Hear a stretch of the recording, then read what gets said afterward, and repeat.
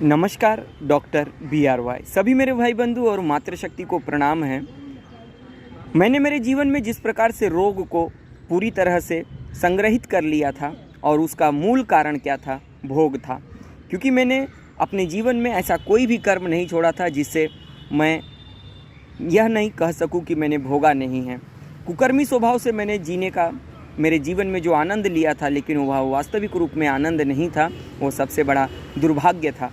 क्योंकि मेरे वर्तमान ज्ञान में वो परिवर्तन नहीं आ रहा था। जब मुझे रोग हुआ तो मैं वास्तविक रूप में मुझे बोध हुआ।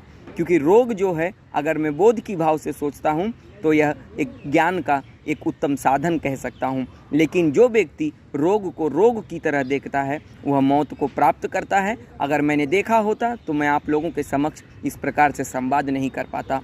तो इसी के साथ साथ जब रोग और भोग का जब त्याग होता है तो हमारे जीवन में स्वस्थ शरीर का निर्माण होता है, और स्वस्थ शरीर ही एक वास्तविक रूप में एक यौगिक भाव की परिकल्पनाओं को दर्शाती है और अपने आप में एक नया चेतना ज्ञान को फिर से लाकर खड़ा करती है। और इसे प्राप्त करने के लिए मैंने अपने जीवन में सबसे ज़्यादा पत्तों का सहारा लिया है। जब तक मैं फल खाता था तब तक मुझे फल से यह समझ में आ रहा था कि सिर्फ मैं जी रहा था। लेकिन जब मैंने पत्तों को पूरी तरह से अंदर ग्रहण करना का एक नया दौर और शुरुआत मैंने जब चालू किया तो मुझे समझ में आ गया कि मैंने अपने जीवन में एक नई ऊर्जा का संचार किया है, और परमपिता की कृपा से मैंने अपने जीवन में यह लक्ष्य को प्राप्त किया है। धन्यवाद। इसी